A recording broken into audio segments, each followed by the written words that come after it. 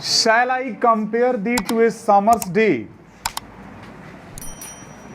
ये जो चैप्टर है विलियम शेक्सपियर के द्वारा लिखा हुआ ये पोएम। विलियम शेक्सपियर का जन्म 1564 में 1564 में हुआ था, मरे थे 1616 में 1616 में। Was a famous English poet, वो एक फेमस इंग्लिश पोइट थे and dramatist the 16th century. कौन से सेंचुरी के थे वो? 16th सेंचुरी के। ही रोट सोनेट्स, उन्होंने लगभग 154 सोनेट्स लिखा है। कितना सोनेट लिखा है उन्होंने? सोनेट। अच्छा, मैंने आप लोगों को शेक्सपियरियन सोनेट के बारे में पहले भी बताया था, अभी भी बता दें। इनका जो सोनेट कहलाता है वो शेक्सपियरियन सोनेट कहलाता है। क्यों? इनका अपना एक स्टाइल है लिखने का। सोनेट लिखने का अपना एक स्टाइल है।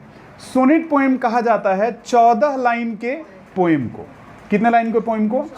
14 लाइन्स के पोएम को हम लोग सोनेट पोएम कहते हैं। ठीक है ना? तो ये जो जिस स्टाइल में पोइट्री लिखा करते थे, सोनेट लिखा करते थे, ये जिस स्टाइल में सोनेट लिखा करते थे वो था कि वो चार लाइन करके, वो मतलब जिसको हम लोग क्वाटेरियन कहते हैं। क्या कहते हैं? क्वाटेरियन। वो 3 क्वाटेरियन लिखते थे, यानी 3 स्टेंजा लिखते थे, और लास्ट में एक कपलेट होता था उनका, 2 लाइनर्स होता था, माने 2 लाइन का होता था। ठीक है?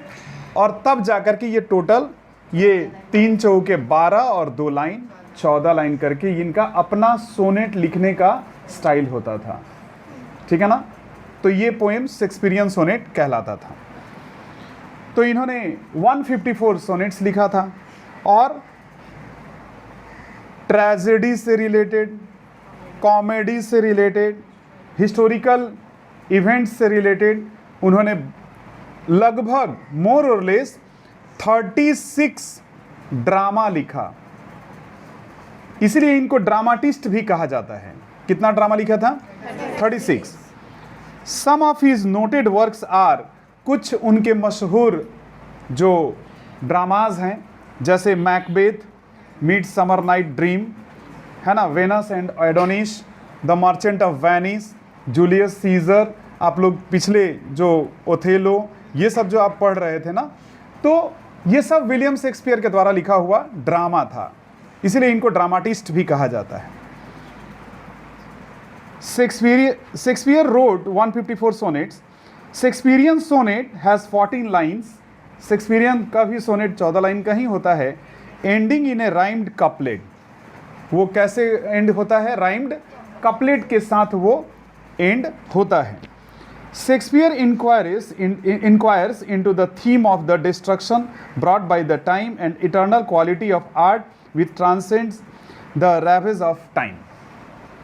शेक्सपियर जो है ना इस चैप्टर में बताते हैं किस तरीके से कोई भी चीज़ जो है ना वक्त के साथ साथ क्या हो जाता है? डिस्ट्रक्शन हो जाता है, रेवेजेस, माने समय के बदलने के साथ साथ सब कुछ चेंज हो जाता है, बदल जाता है। ठीक है ना? इसमें उन्होंने बताया। लेकिन जो पोएम आप पढ़ रहे हो ये उनके 154 सोनेट्स में से ये 18वां नंबर सोनेट पढ़ रहे हो, इसीलिए ऊपर में देखोगे लिखा हुआ है सोनेट 18। ये कितना नंबर पोएम है? ये सोनेट, ये सोनेट है, लेकिन कितना नंबर? 18 नंबर, इसलिए ऊपर में लिखा हुआ सोनेट 18। Is that clear? सभी को समझ में आया? ओके। इस पोएम को पढ़ने के पहले हम लोग एक टर्म को समझ लेते हैं पहले ही, सिंगुलर और प्लूरल। देखो, सिंगुलर में दाऊ, दी, है ना, दाई, दाइन, ये सिंगुलर वर्ड होता है। किसी एक व्यक्ति से बात करने के लिए दाऊ, दी, दाई, दाइन का पहले ओल्ड इंग्लिश में इसका इस्तेमाल होता था। लेकिन और प्लूरल फॉर्म में यू, योर, योर्स का इस्तेमाल होता था। ठीक है? मतलब यू प्लूरल फॉर्म के लिए होता था, माने एक से ज्यादा लोगों से जब बात होता था तो यू का इस्तेमाल होता था, जिसके साथ हेल्पिंग वर्ब आर लगता था और हैव लगता है, जैसा कि नॉर्मली हम लोग जानते हैं। और वहीं पर इसी का जब सिंगुलर फॉर्म हम लोग पढ़ते हैं, दाऊ, दी, दाई, दाइन, तो उनके साथ दाऊ के साथ आर्ट या दाऊ हैथ, हैथ ओल्ड इंग्लिश से ये हैथ, है ना, ये सब हेल्पिंग वर्ब्स के रूप में इस्तेमाल होता था और ये किसी एक व्यक्ति के लिए इस्तेमाल किया जाता था। इस चैप्टर में राइटर ने सिर्फ एक व्यक्ति के बारे में लिखा है जो कि उनके दोस्त हैं, जिससे वो बहुत प्यार करते थे, first love you may call it. That person was उनके जो फ्रेंड थे, that person was neither he nor she, ना तो वो ही थे और ना ही वो सी थे, ठीक ना, नाइदर ही नॉर सी। और उन्हीं के लिए ये पोएम राइटर ने लिखा है। तो क्या कहना चाहते हैं इस पोएम में राइटर? एक्चुअली अपने दोस्त के, माने हिज फ्रेंड्स ब्यूटी, अपने दोस्त के खूबसूरती का वो कंपेयर करना चाहते हैं ए समर्स डे, गर्मी के एक दिन से। तो कहाँ का गर्मी? हमारे यहाँ का नहीं, ये गर्मी इंग्लैंड की गर्मी से कंपेयर करना चाह रहे हैं। तो इंग्लैंड में किस तरह का गर्मी होता है?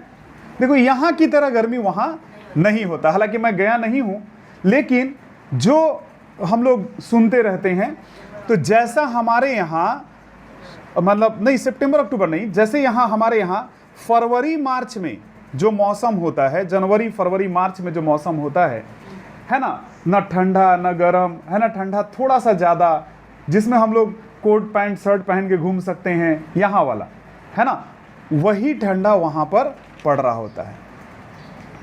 तो वो वहाँ का गर्मी तब तो बहुत ही लवली डेज, है ना, वहाँ के जो दिन होंगे गर्मी के, कैसे दिन होंगे? लवली डेज और ब्यूटीफुल डेज, ठीक है ना। और अपने दोस्त से जब वो कंपेयर कर रहे हैं, तो वो दोस्त भी कैसा लग रहा है? तो लवली लग रहा है, ब्यूटीफुल लग रहा है। लेकिन राइटर का उसके, माने अपने दोस्त के प्रति इतना प्यार है, इतना लगाव है, इतना अट्रैक्शन है कि वो खुद कहते हैं, कैसे वो तारीफ करते हैं, यही हम लोग चैप्टर में पढ़ेंगे। देखिए, तो राइटर सवाल करते हैं अपने फ्रेंड से, शैल आई कंपेयर दी? दी मतलब क्या? यू, है ना। यहां देखिए, दी मतलब क्या होगा? यू, है ना। Shall I compare thee to a summer's day? क्या मैं आपका कंपेयर करूं गर्मी के एक दिन से? राइटर ये परमिशन मांगते हैं अपने दोस्त से, उनकी खूबसूरती का कंपैरिजन करने के लिए गर्मी के एक दिन से।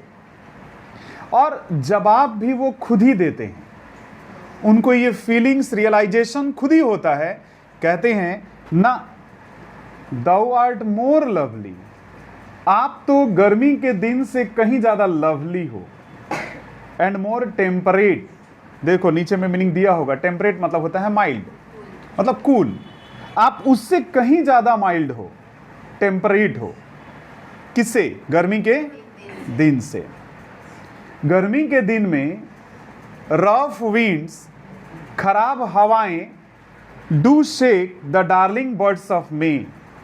गर्मी के दिन में खराब हवाएं, मई के महीने की डार्लिंग बर्ड्स, खूबसूरत सी कलियों को डिस्टर्ब कर देती हैं, हिला देती हैं, शेक कर देती हैं, हिला देती हैं मतलब डिस्टर्ब करती हैं। और आप तो किसी को डिस्टर्ब ही नहीं कर सकते। कहने का मतलब हवाओं से भी आप अच्छे हो गर्मी के। एंड समर्स लीड, और जहां तक समर पीरियड की बात है, समर का टाइम पीरियड की बात है, समर्स लीड हैथ माने क्या बोलो? अभी तो बता रहे थे, हैज या have. And summer's lease has all too short a date. Summer का पीरियड बहुत कम दिन के लिए होता है, बहुत कम दिन के लिए समर का पीरियड मेरे जीवन में आता है। आप तो मेरे जीवन में हमेशा हमेशा के लिए हो, ये तो कम दिन के लिए आता है, शॉर्ट डेट में आता है। आप हमारे जीवन में हमेशा हमेशा के लिए हो। हाँ, गर्मी के महीने में यही सूरज सम टाइम टू हॉट, बहुत गर्म होकर के निकलता है। The eye of heaven shine, आसमान का जो आंख है, आसमान का आंख किसको बोला गया? आसमान का दिन में आंख कौन होता है? सूरज। बहुत गर्म होकर के साइंस चमकता है, गर्म होकर के बहुत ज़्यादा सूरज का जो माने आसमान का जो आंख है यानी कि सूरज बहुत तेज चमकता है। लेकिन शाम होते होते उसका भी चमकता हुआ चेहरा शाम होते होते क्या हो जाता है? ढल जाता है, हाँ या ना? और उसके ऊपर भी जब बादल वगैरह पड़ जाते हैं तो उसका भी खिलता हुआ चेहरा डिम्ड, धुंधला पड़ जाता है। वही लिखा है, and often is his gold complexion deemed, और अक्सर उसका सुनहला चेहरा बादल की वजह से क्या हो जाता है? डिम्ड, धुंधला पड़ जाता है। And every fair from fair, fair माने होता है ब्यूटी। फेयर का मतलब क्या होता है? खूबसूरती, फेयर एंड लवली, पढ़े होगे आप लोग। तो फेयर क्या है? ब्यूटी, है ना? फेयर एंड लवली का मतलब। And every fair from fair, हर खूबसूरत चीज अपनी खूबसूरती से सम टाइम डिक्लाइंस, कभी ना कभी क्या हो जाता है? डिक्लाइंस हो जाता है, नष्ट हो जाता है, बाई चांस या तो समय के साथ, और नेचर चेंजिंग कोर्स। देखो, नेचर अपने कोर्स को बदलता रहता है, हाँ या ना? अभी गर्मी है, फिर बरसात आ गया, अब बरसात के बाद क्या आएगा? फिर से ठंड का मौसम आएगा, फिर वो स्प्रिंग सीजन आएगा, ऑटम सीजन आएगा, फिर रेनी सीजन आएगा। ये तो चेंजिंग कोर्स है ना नेचर का, हमेशा ये बदलाव आता रहता है। जो अनट्रिम्ड है, अनट्रिम्ड का नीचे मीनिंग देखे क्या लिखा हुआ है? अनकट लिखा है ना। ये जो नेचर बदलता रहता है, क्या आप इसको काट सकते हो? क्या आप इसको रोक सकते हो? ये अनट्रिम्ड है, इसको काटा नहीं जा सकता, ये यूं ही चलता रहता है। और समय के बदलने के साथ साथ हर खूबसूरत चीज, हर खूबसूरत चेहरा वक्त के साथ साथ क्या हो जाता है? बदल जाता है। हर खूबसूरत चीज अपनी खूबसूरती से नेचर के चेंज होते होते सब कुछ बदल जाता है, समय के साथ साथ सब कुछ बदल जाता है। लेकिन आपका जो खूबसूरती है वो कभी नहीं बदल सकता। मौत भी आपको मेरे आगोश से लेके नहीं जा सकता, मौत भी अपने आगोश में नहीं ले जा सकता आपको। देखिए, बट दाई इटर्नल समर, लेकिन आपका अंदरूनी, यहां समर का मतलब ब्यूटी, फेयर, खूबसूरती। बट दाई इटर्नल समर, लेकिन आपके अंदरूनी खूबसूरती जो है वो शैल नॉट फेड, कभी धुंधला नहीं होगा, कभी समाप्त नहीं होगा। Nor loss possession of that fair, यह खूबसूरती वाला दौलत जो दैट दो उस्ट, जो कि आपका खुद का है, दो उस्ट जो कि आपका खुद का है। कौन सा दौलत? खूबसूरती वाला। ये कभी लॉस नहीं होगा, कभी खोएगा नहीं आपसे। Nor shall death brag thou wanderest in his shade, death यानी कि मृत्यु भी वांडरेस्ट इन हिज सेट, अपने छाया में नहीं लेके जा सकता। मौत भी अपने छाया में आपको ले नहीं जा सकता। Nor shall death brag thou wanderest in his rest shade when in eternal. हाँ, ये कैसे संभव है? मौत मार नहीं सकता, खूबसूरती खत्म नहीं हो सकती। ये कैसे संभव है कि मेरे इसी पोएम के लाइन में आप हमेशा एक तो जवान रहोगे, खूबसूरत दिखोगे, और मेरे इसी पोएम के जरिए आप हमेशा जिंदा रहोगे। मतलब मौत भी आपको कभी ले नहीं जा सकता। अब समझ में आ गया? वही वो राइटर कहते हैं when in eternal lines. Eternal lines कहने का मतलब पोएटिक लाइन, ये मेरे इसी पोएम के लाइंस में, टू टाइम, समय के साथ, दो ग्रोस्ट, आप बड़े होते रहोगे। जब जब लोग पढ़ेंगे पोएम को, आप क्या होते रहेंगे? ऐसे ही बड़े होते रहेंगे। कब तक? इस धरती पर so long as man can breathe, जब तक लोग सांसें लेते रहेंगे इस धरती पर। और आईज कैन सी, जब तक लोगों की आंखें देखती रहेंगी। सो लॉन्ग लिव्स दिस, जब तक यहां जीवन होगा। एंड दिस मतलब this poem gives life to thee, आपको हमेशा जीवन देता रहेगा। मतलब हमारे इस पोएम में आप हमेशा खूबसूरत बने रहेंगे। पोएम के जरिए आप हमेशा जिंदा रहेंगे, जीवित रहेंगे। मतलब हमेशा आपके बारे में जिक्र होता रहेगा इस पोएम के जरिए। अब समझ में आया? तो राइटर ने अपने दोस्त को इसी पोएम के जरिए अमर करके रखा है, वो हमेशा जिंदा है। ठीक है ना? यही था ये पोएम।